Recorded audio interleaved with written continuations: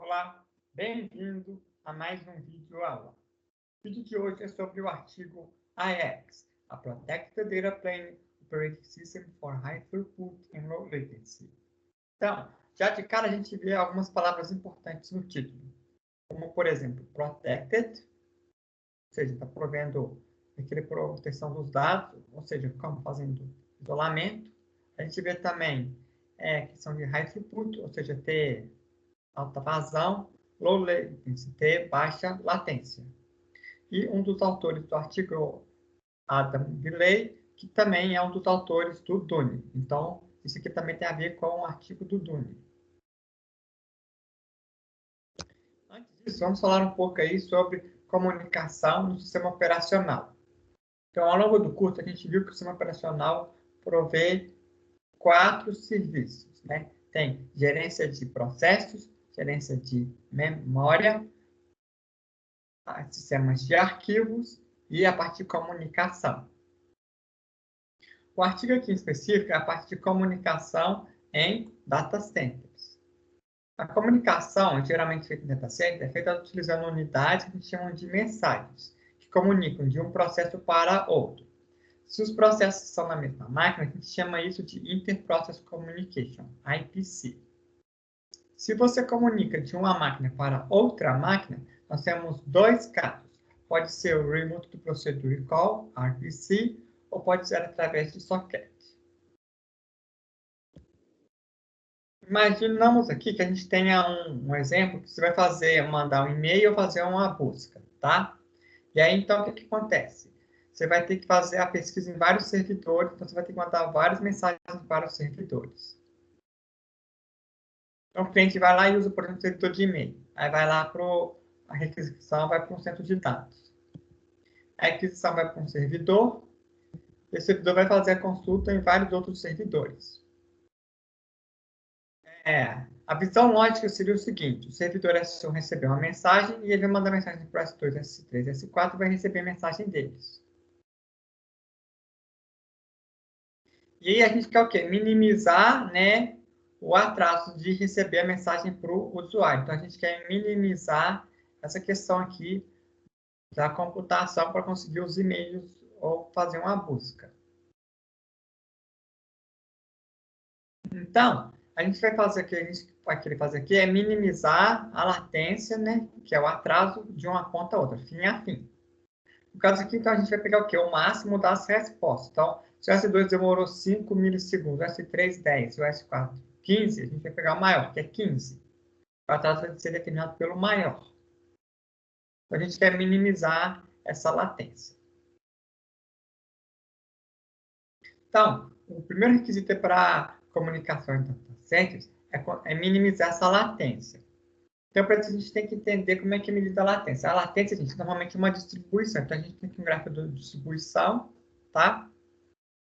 E aí a gente vai estar interessado no que a gente chama de na cauda da distribuição, que é o final aqui, que é a maior. Então, geralmente, essa região aqui, aí a gente vai pegar 1% da cauda da distribuição, ou né, a gente pega do 95 ou 99 percentil. O que é isso?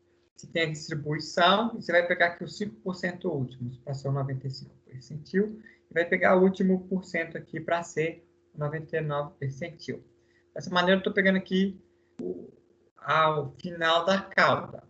O pior caso seria tipo o último aqui do 100% percentil. Então, a gente está querendo pegar os piores casos. A gente quer ver até onde que é o atraso. A gente tem aqui a distribuição. Geralmente, a gente considera aí 99 ou 95 percentil. E a gente vai querer o quê? Diminuir a latência dessa cauda. Querer empurrar para lá. Então, aqui é a cauda da distribuição.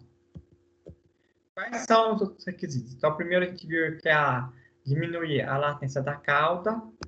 A gente também quer maximizar a vazão, ou seja, a gente vai querer fazer processamento rápido de pacotes.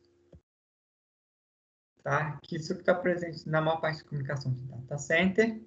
E, geralmente, essas requisições, como é que funcionam? Você vai ter requisições para servidores em torno de 50 bytes e vai ter respostas em torno de 500 bytes. A gente também, outro requisito é a questão de proteção. Então, a comunicação aí vai rodar na pilha do kernel, né, no modo do kernel. Então, a gente tem que ter a questão de proteção. E o outro requisito é a questão de eficiência. A gente quer usar o menor número de núcleos ou cores possíveis.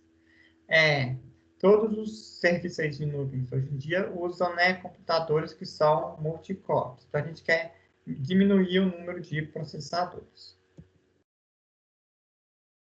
Aí eu vou falar um pouquinho do contexto. Por que os sistemas operacionais de hoje em dia não provêm, então, latência baixa, mesmo que o hardware consiga ser capaz disso? Então, primeiro vamos analisar o hardware. O hardware do data center, o que a gente tem? A gente tem várias máquinas, e essas várias máquinas elas têm vários núcleos. Então, elas têm poder computacional. Além disso, as máquinas têm cache L1, L2. Então, também memória não é problema. E a gente tem interface de redes de 10 e 40 gigabits. Hoje em dia, a gente também já tem de 100 e 200 gigabits. Está chegando a de 400 gigabits. Então, era para a gente conseguir, né, ter uma latência bem pequena, mas ela consegue. Geralmente, a latência entre um servidor e outro seria entre 10 a 20 microsegundos. Mas o que é medido hoje em dia é em torno de 100 microsegundos. Por que disso? Né? Então, aqui a gente tem um exemplo. A gente tem, por exemplo, uma aplicação aqui, um servidor web rodando, tá? Na camada de usuários.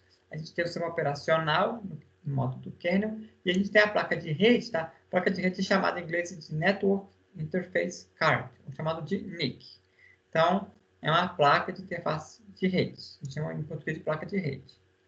Quando um pacote chega na placa de rede, a placa de rede vai gerar uma interrupção do sistema operacional. Tá? E aí o sistema operacional, então, o kernel aqui, vai tratar disso. Então, a gente vai ter dois atrasos. Vai ter o atraso na parte do sistema operacional e depois disso, essa mensagem vai passar para a aplicação. Quando ele cruza essa fronteira, né, tem o custo adicional. Então, vai ter também um atraso para passar do modo de kernel para o modo usuário. Uma questão que pode acontecer, ao invés de receber um pacote, você pode receber um conjunto deles. A gente chama isso de coalência, tá? Agrupamento.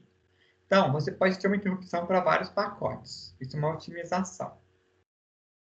E a aplicação aqui, né, vai receber o pacote através de sockets. Então, isso gera um delay na parte de processamento no kernel e no nível de modo de usuário. Por isso que a gente chega a 100 microsegundos. Nesse exemplo aqui, a gente tem que vai ter proteção, tá? O sistema operacional vai proteger, porém não tem baixa latência. Outras abordagens que a gente tem é, por exemplo, você rodar o TCP no nível de usuário, ou você rodar RDMA, que é Remote Direct Memory Access, com TP, vou falar um pouco mais daqui a pouco, ou você tem implementação do kernel mais leve e usar outros truques do kernel. Por exemplo, você usar uma API de socket e fazer, né, tunelar esse socket. O que a gente tem, então? A gente tem aqui o NIC, que é a placa de rede que recebe o pacote. Aí você tem o sistema operacional, que tem a pilha do TCP dele, da pilha, né, da arquitetura TCP/IP. E no modo usuário, o que a gente pode ter? Pode ter o servidor, e a gente também pode ter a pilha TCP/IP no modo de usuário. Então, você pode usar o TCP no modo de usuário. E existem algumas bibliotecas, por exemplo, DPDK, que significa Data Plane Development Kit, tá? Que permite o seguinte: quando você receber um pacote, esse pacote, em vez de passar para o kernel, esse pacote vai direto para a aplicação usando o DPDK. Então, tem a ver com o projeto que vocês fizeram na etapa 1. Vocês fizeram então, um código de DPDK para receber o pacote, sem precisar passar pelo kernel. Então, a gente chama isso de kernel bypass. Né? Kernel bypass, passei pelo kernel. Tá? E aí, no caso, quem faz o processamento? O processamento vai ser feito no espaço de usuário, usando uma pilha aí da arquitetura TCP/IP. Nesse caso, a gente vai ter baixa latência, né, que vai ser rápido, mas a gente não vai ter proteção, porque o processamento está sendo feito no espaço de usuário. Eu tenho que confiar no código do usuário. O outro exemplo que a gente tem é Remote Direct Memory Access. O que é isso? Isso é um DMA remoto. O que é DMA? DMA significa Direct Memory Access. Ou seja, você tem um hardware que ele consegue acessar a memória sem precisar do processador. Então, esse hardware DMA vai direto na memória e escreve em posições de memória, sem precisar do processador. Então, você consegue ler e escrever da memória. Tá? O que acontece aqui? Tem a placa de rede, sistema operacional, memória.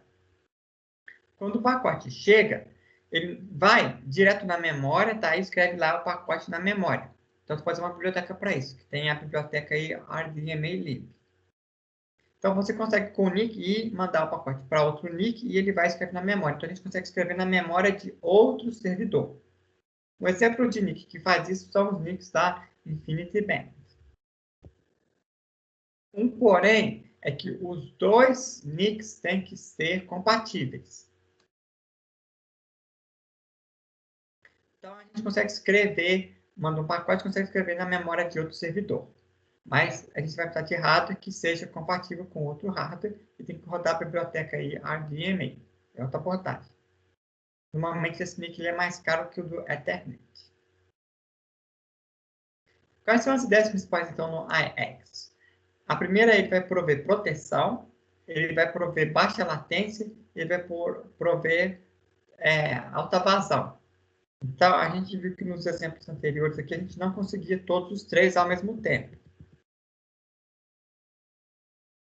A gente conseguia proteção, mas não baixa latência, ou baixa latência, mas sem proteção, e aí ele vai conseguir garantir os três. Então, quais são as ideias principais para ele conseguir isso? Primeiro, ele vai separar o plano de dados do plano de controle. Depois, ele vai fazer o processamento em batch, mas que vai ter limitado aí, bounded, né?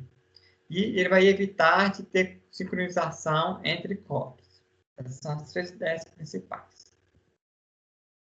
Antes de eu entrar no X, eu vou falar um pouco do contexto de Middlebox, né? Que a inspiração veio deles. Middlebox proveu aí duas ideias para o IX. A primeira é a questão do run to completion e a segunda é que não tem sincronização. O que são Middlebox? Middlebox então, significa caixas no meio, né? Então, por exemplo, imagine que eu tenho aqui o FMG comunicando com o Google. Eu posso colocar uma caixa aqui no meio dos links do FMG do Google para fazer certos processamentos.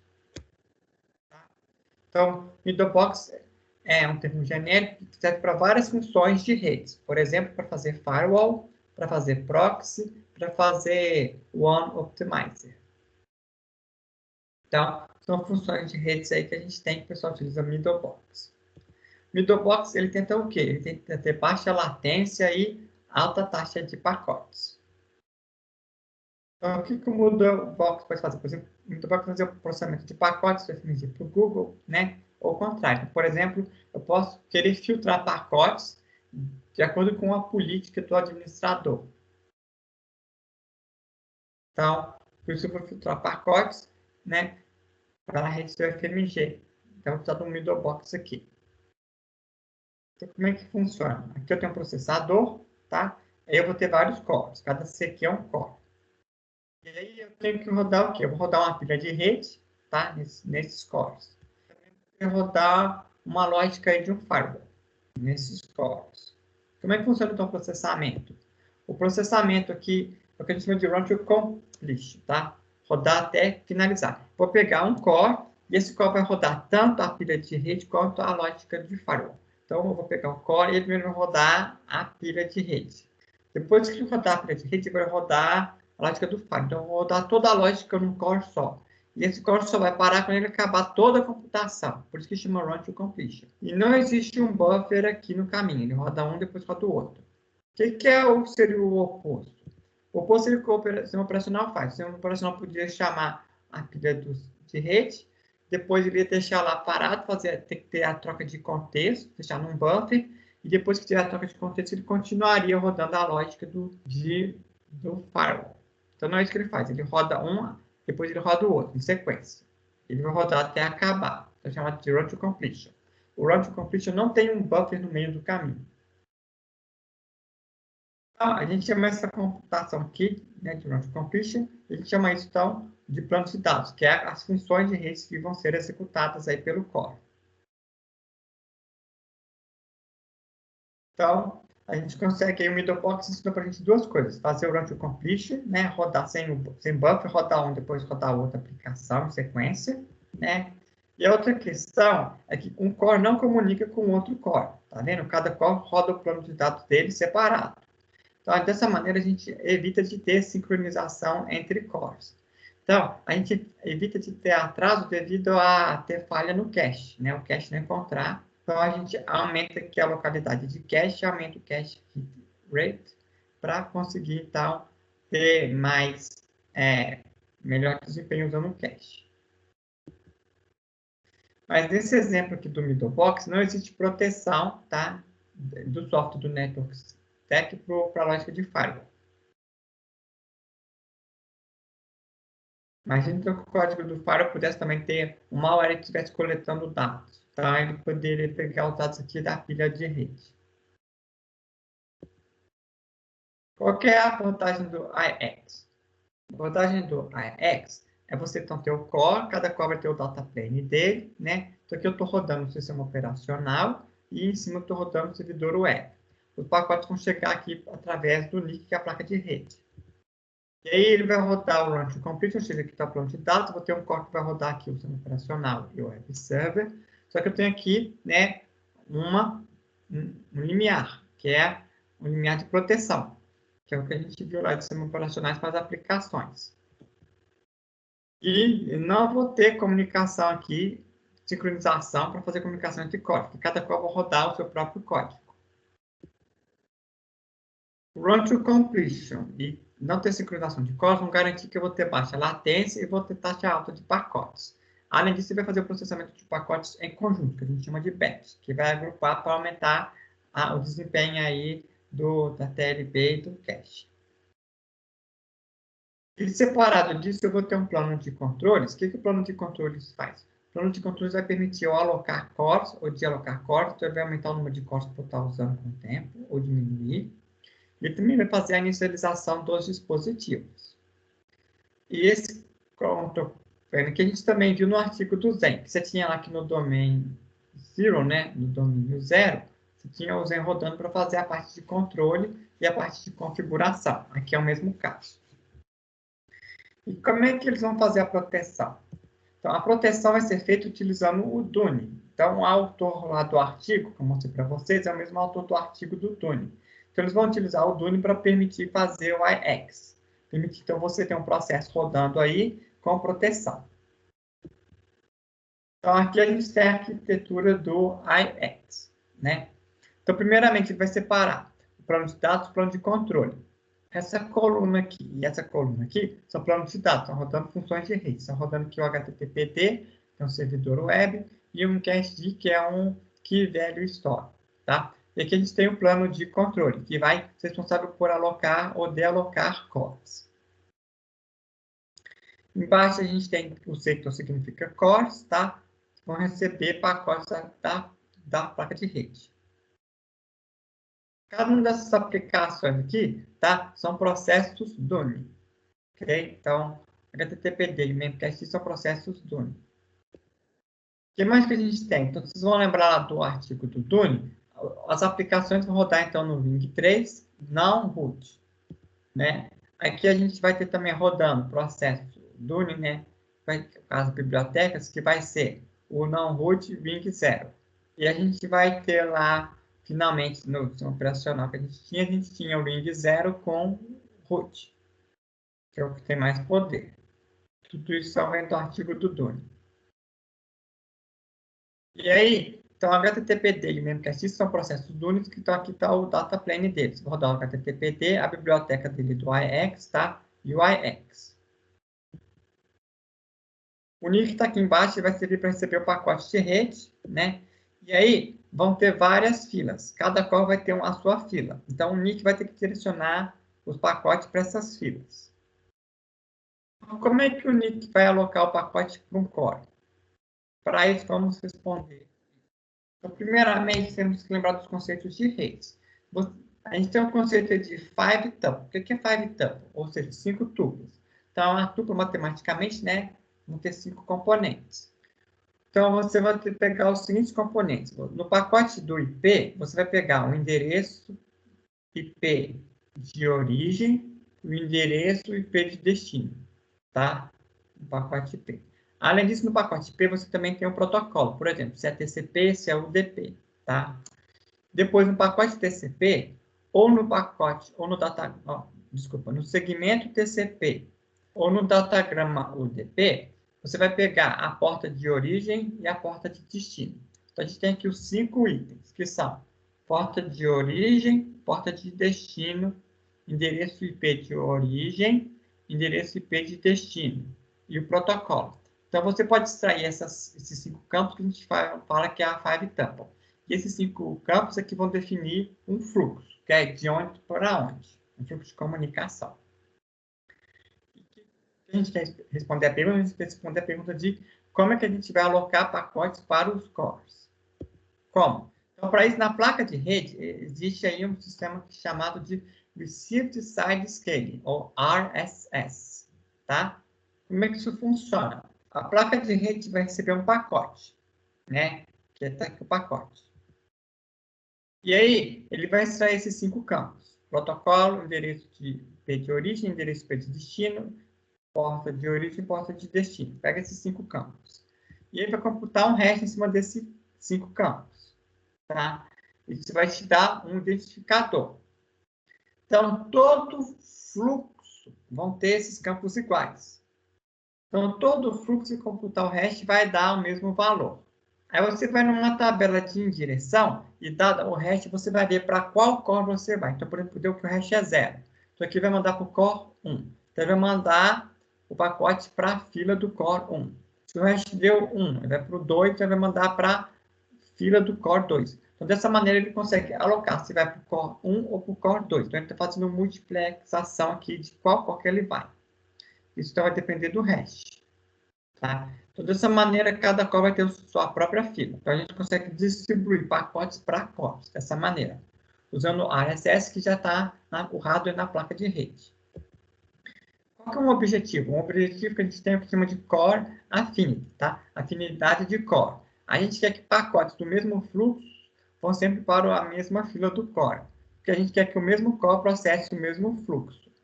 Por que isso? Para não ter que fazer, né, o custo de comunicação de um core com o outro.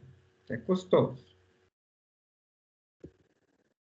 Dessa maneira, a gente vai evitar a sincronização entre cores. Então, é chamado RSS. Já tem na placa de rede que vai fazer a alocação dos pacotes para os cores. Então, aqui acaba a primeira parte do IX. Muito obrigado por assistir o vídeo, pessoal. Quem quiser, deixe o like.